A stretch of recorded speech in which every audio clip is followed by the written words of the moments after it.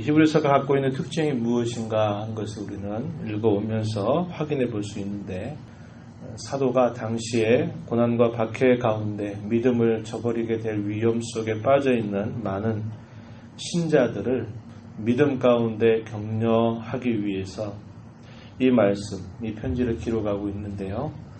그들에게 권면을 하고 때로는 경고의 말씀을 덧붙이는 일들이 계속되고 있는데, 그것은 그 당시 상황 속에 처해져 있는 하나님의 백성들에게 꼭 필요한 말씀이었음을 우리는 알게 됩니다. 그러나 그냥 권면하는 것 아니고 그냥 경고하는 내용만 있는 것이 아니라, 그런 권면과 경고, 때로는 격려하는 그런 메시지들이 전달되기 전에 항상 근거를 밝히고 있다라고 하는 것입니다. 왜 우리가 이러이러한 권면들을 따라 살아야 될지, 또 이런 경고들을 우리가 두려운 마음을 갖고 살아야 될지, 믿음 가운데 살아가는 일들을 계속적으로 힘써야 될지에 대한 분명한 이유를 항상 제시하고 있다라고 하는 것입니다. 우리가 읽은 이 19절 말씀에서 그러므로라는 말을 하는 것은 여태까지 쭉 이야기해왔던 그 내용들을 바탕으로 해서, 근거로 해서 그들에게 권면하고자 하는 메시지를 전달하고 있는 것입니다. 이제까지 살펴왔던 중요한 내용들은 뭐냐? 구약의 수많은 제사들을 반복했던 그 모든 일들은 그 제사를 집례하는 제사장도 완전하지 못했고, 또 그 제물 자체도 사람이 아니라 짐승을 가지고 그 죄를 속하는 제사를 드렸다고 하는 것은 온전하게 그들의 양심을 깨끗하게 할 수 없었고 그들의 죄를 깨끗하게 처리할 수 없었다라고 하는 것을 이야기해 준다고 말합니다. 그러나 참된 대제사장으로 이 땅에 오신 우리 주님, 그리고 온전하신 제물로 그분 자신의 몸을 찢으시고 피를 흘려주신 그 온전한 희생의 제사를 통해서 우리의 모든 구원이 완성되었다는 것을 이야기합니다. 그러한 근거를 분명히 이야기하면서 그 말씀에 근거하여서 당시에 박해받고 있는 성도들을 향해서 권면하고 있는 내용들이 된다는 겁니다. 히브리서의 말씀을 받고 있는 그 상황이 어떤 상황이었을까? 네로 박해의 즈음이었다, 이렇게 알려져 있습니다. 주후 64년 정도 로마의 제국의 대대적인 박해를 받는 때가, 첫 박해가 이 네로 황제 때 이 박해가 주어졌는데, 역사적으로 이런 상황이었고요. 그리고 그런 상황 속에서 실제로 당시에 신자들이 당했던 어려움들은 어떤 것이었는가 하는 것을 오늘 우리가 본문 속에서 살펴볼 수 있어요. 32절로 한번 가서 보시기 바랍니다. 32절. 전날에 너희가 빛을 받은 후에 빛을 받았다, 이 말은 그들이 복음에 눈을 떴다, 그들이 그리스도인이 되었다, 이 말로 이해하시면 됩니다. 전날에 너희가 빛을 받은 후에 고난의 큰 싸움을 견디어낸 것을 생각하라. 고난의 큰 싸움을 싸웠다라는 것을 말하고 있습니다. 그 싸움의 내용 가운데서 그들이 겉으로 볼 때는 많은 것들을 잃어버린 것 같고 빼앗긴 것 같은데, 그러나 그들은 그 싸움에서 큰 승리를 거두었음을 이야기해 줍니다. 33절. 비방과 환난으로서 사람에게 구경거리가 되고 이런 형편에 있는 자들과 사귀는 자가 되었다라고 말합니다. 겉으로 볼 때는 많은 사람들에 의해서 또 어려움들 가운데 있으면서 비방을 받기도 하고 환난을 당하기도 하면서 많은 사람들 앞에 신앙 때문에 구경거리가 되는 그런 수모를 겪었다고 하는 겁니다. 그리고 그런 형편들 가운데 빠져있는 사람들과 더불어 사귀는 자가 되었다. 겉으로 볼 때는 큰 패배한 내용들처럼 보이지만은, 그러나 그건 패배가 아니라 고난의 큰 싸움 속에서 견디어내었다라는 것을 말하면서 영적인 승리를 그들이 잘 이루었다는 것을 이야기하고 있는 것입니다. 뿐만 아니라 34절 가서 보면 갇힌 자를 동정했다, 이 말은 그냥 감옥에 있는 사람들을 잘 위로하고 찾았다라는 말이라기보다는 신앙 때문에 예수 믿는 것 때문에 감옥에 갇히는 그런 어려움을 당해 있는 사람들을 함께 마음을 같이 해서 동정했다라는 말이 될 것이고, 심지어는 그들이 가지고 있는 소유조차도 신앙 때문에 빼앗기는 일들도 있었다는 겁니다. 겉으로 볼 때는 패배의 내용이지만 그러나 그것은 패배가 아니라 승리였다는 겁니다. 그런 일들조차도 기쁘게 당한 것은, 그래, 그렇게 할 테면 해봐라. 가져가고 싶다면 가져가라. 그래도 내 마음만큼 절대로 빼앗을 수 없고 가져갈 수 없다. 이런 신앙의 자세를 가진 겁니다. 그런 근거가 어디에 있었을까? 더 낮고 영구한 소유가 있는 줄을 그의 가슴속에 깊이 가지고 있었기 때문이라고 말하는 겁니다. 그러한 담대함, 그러한 의연함, 그러한 참고 견딤, 이것들이 있었다는 겁니다. 이걸 말로 바꿔서 돌려보면요, 그 당시에 그 말씀을 받고 있는 많은 신자들이 고난의 큰 싸움 가운데 있었다라는 것을 말해주고 있는 것이죠. 그래서 그러한 이들을 향해서 권면하고 있는 그런 내용들을 덧붙이고 있다라고 하는 것입니다. 다시 19절로 가서 보시기 바랍니다. 그러므로 형제들아, 우리가 예수의 피를 힘입어 성소에 들어갈 담력을 얻었나니 그 길은 새로운 살 길이다. 이렇게 말합니다. 예수의 피를 힘입어 성소에 들어간다. 이 성소라고 하는 것은 참 성소를 말합니다. 다시 말하면 하나님의 면전입니다. 이 땅에 존재했던 성막에 있었던 그 성소, 혹은 솔로몬 성전을 말하는 그 안에 있는 성소를 말하는 게 아니라 하늘의 참 성소, 다시 말하면 하나님의 거룩한 면전에 담대히 나아갈 수 있는 담력을 얻었다는 겁니다. 누구로 말미암아? 예수님의 피로 말미암아 성소에, 하나님의 면전에 나아갈 수 있는 담력을 얻게 되었다. 이것은 우리가 할 수 있는 일도 아니었고 오직 우리 주님이 행하신 일로 말미암아 주어진 은혜임을 이야기해 줍니다. 그 길은 새로운 살 길이다 이렇게 말했고, 거기에는 하나님의 집을 다스리는 큰 제사장이 항상 계시다. 갈리지 않는 제사장의 직분을 가지고 계시다는 사실을 우리가 확인했죠. 구약의 수많은 제사장들은 자신들의 목숨이 끊어지면 그 제사장의 직분이 끝나고 말았습니다. 그러나 우리 주님 예수 그리스도는 영원한 대제사장으로서 그가 가지고 계신 이 제사장의 직분이 갈리지 않는다, 멈추지 않는다, 끝나지 않는다고 하는 사실들을 강조한 것입니다. 하나님 앞에 이렇게 담대히 나아갈 수 있는 것은 갈리지 않는 대제사장이신 우리 주 예수 그리스도께서 항상 우리 곁에 계시기 때문임을 이야기해 주는 것이죠. 그러하기 때문에 그분으로 말미암아 우리는 22절에 보면 마음의 뿌림을 받아 악한 양심으로부터 벗어나게 되었고 몸은 맑은 물로 씻음을 받았다. 우리의 모든 것이 그분으로 말미암아 정결함을 입게 되었다. 이 사실을 말합니다. 그러니 어떻게 하라고 이야기합니까? 권면하는 내용들이 몇 가지 주어지는데, 개인적으로 주어지는 권면의 내용이 있고 공동체적으로 주어지는 권면이 있습니다. 개인적으로 주어지는 권면의 내용은 22절 끝에 보니까 하나님 앞에 어떻게 나아가야 된다고 이야기하냐면 참마음과 온전한 믿음으로 하나님 앞에 나아가야 된다. 우리의 더러워진 양심을 깨끗하게 씻어주시고 우리의 모든 죄를 정결하게 해주신 그분 앞에 그러한 마음을 가지고 나가야 된다. 거짓이나 속임수나 위선이나 이런 태도들을 가지고 그분 앞에 나아가서는 안 된다. 이것을 말하고 있는 것입니다.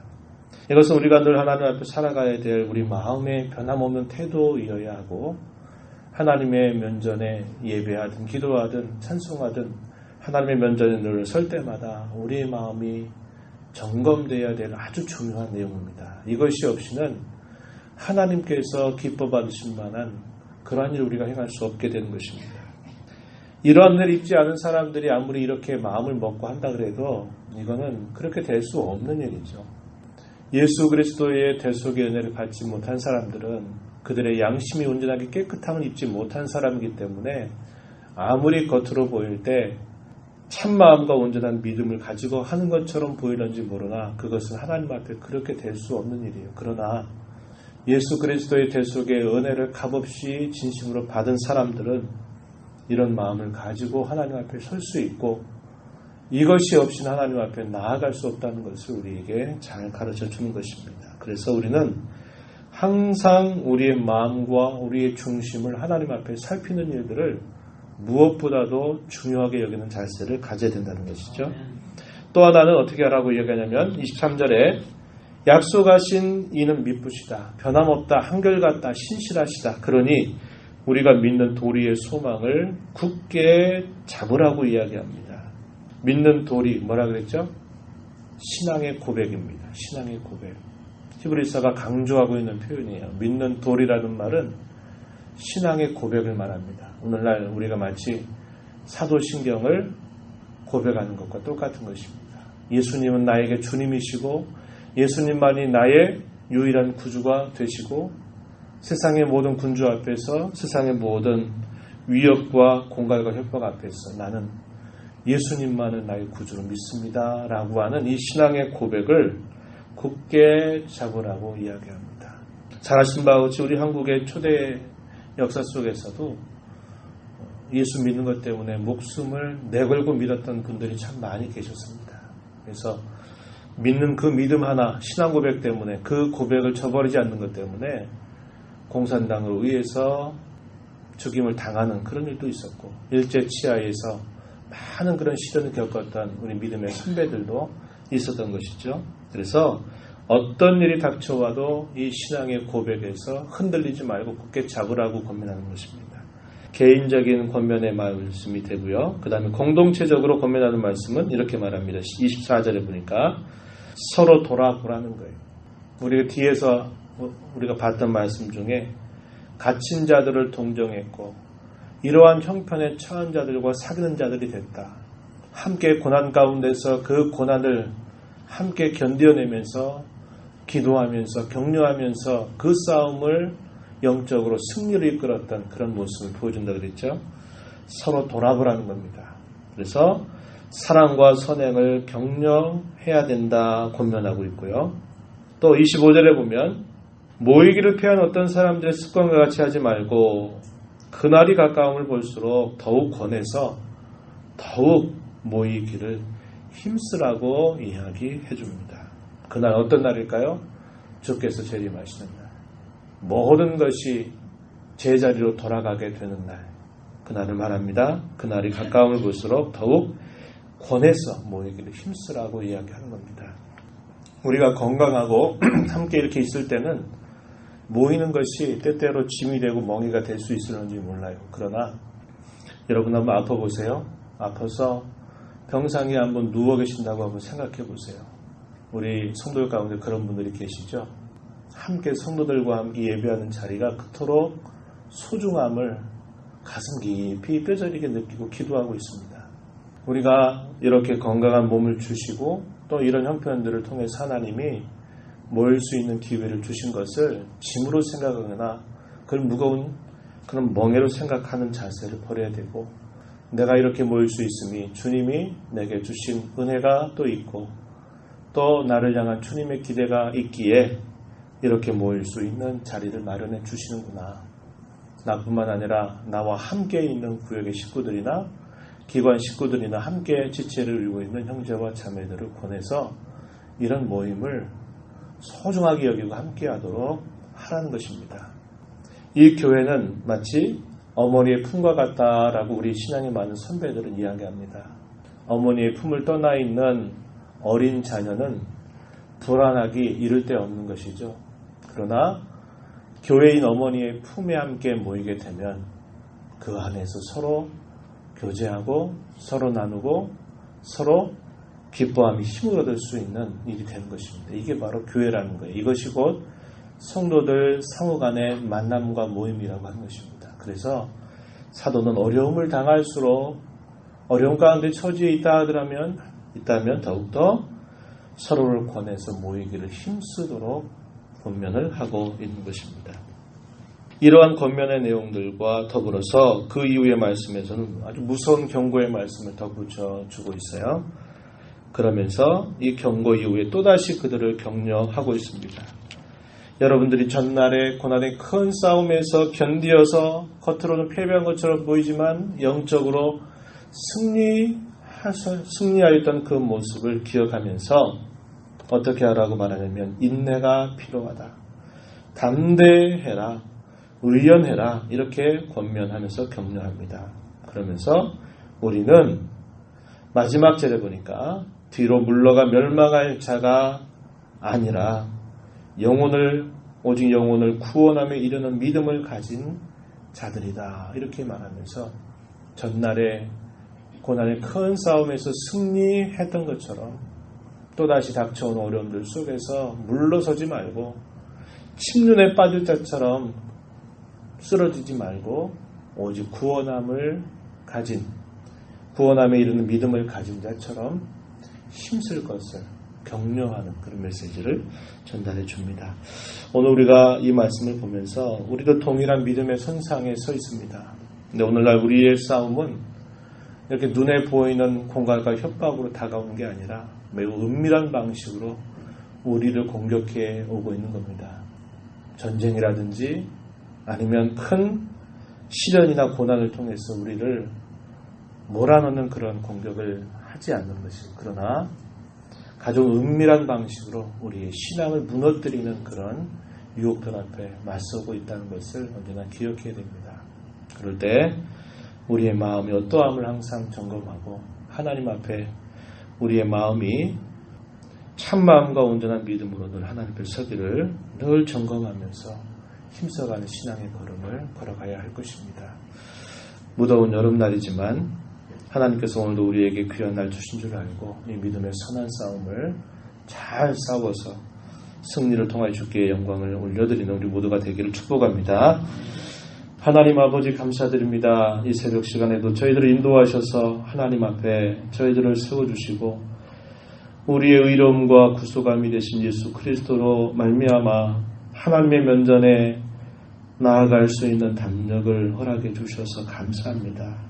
저희들이 과연 누구이기에 무엇이기에 무슨 자격으로 하나님 앞에 나아가서 은혜를 빌릴 수가 있겠습니까? 우리를 위해서 온전한 대제사장이 되시고 영원한 제사를 완결해 주신 예수님의 공로 때문에 저희들이 하나님 앞에 이 아침에도 설 수 있습니다. 아버지 하나님, 저희들의 마음을 정결하게 하시고 우리의 모든 것을 깨끗게 하신 주님 앞에 항상 우리의 마음의 중심을 주님 앞에 드리며 서기를 힘써가는 저희 모든 성도가 되게 하옵소서. 우리의 삶 속에 공격해오는 영적인 싸움 속에서 때로는 우리의 환경을 뒤흔들어서 우리 어려움 가운데 빠지게 하기도 하지만 많은 곳에서는 은밀한 유혹을 통해서 우리로 하여금 주님으로부터 우리의 마음이 떠나도록 하는 그런 많은 유혹들을 받고 있음을 잘 깨우쳐 주셔서 믿음의 선한 싸움을 깨어근 신앙에 잘 싸워가는 복된 성도들이 다 되게 해 주시옵소서. 은혜의 보좌 앞에 나와 간구하는 심령을 용납하시고 기도 가운데 주님을 배우는 귀한 시간 되게 해 주옵소서. 예수님 이름으로 기도드리옵나이다. 아멘.